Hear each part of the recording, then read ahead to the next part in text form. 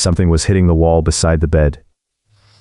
But that wall faced the empty outside of a high apartment building. This is the story of a childhood sleepover in a brother's room that turned into a memory the narrator still cannot explain 10 years later. They were awake, they could move, and the sound came from inches away. I was about 8 years old, and for some reason, I decided to sleep in my brother's bed. It was the first time I ever did that, and after that night, it was the last. It was around 9 or 10 at night. I had only just lain down, so I was not dreaming, half asleep, or drifting in and out. I was awake enough to know exactly where I was. The bed was pushed close to an outside-facing wall.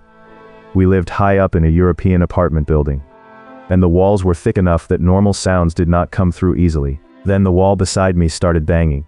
Not a tap, not a pipe clicking, but heavy pounding, right next to my head. The part that made no sense was the direction. On the other side of that wall was not another room or a hallway, it was outside, several floors above the ground. If one impossible detail is enough to make a room feel unsafe, subscribe before the next part gets worse. I could move. I was not trapped in sleep paralysis. I simply chose not to move, because every instinct I had told me that if I reacted, whatever was outside that wall would know. The banging kept going for a few seconds. Then another sound joined it, and that was the moment the fear changed into something colder. It was a screeching sound, or maybe shouting, but not like a normal person. It sounded slightly female, distorted, and so wrong that my mind immediately called it demonic. I did not scream. I did not run. I just stayed there, wide awake in my brother's bed, listening to a wall that should have been silent. At some point, I asked my mother if she had made any noise that night. I still remember asking, because I needed the answer to be simple. But no simple answer ever made the memory go away.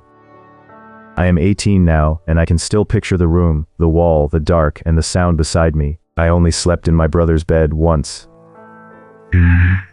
Whatever happened that night made sure I never wanted to try it again. The scariest part is not just the noise.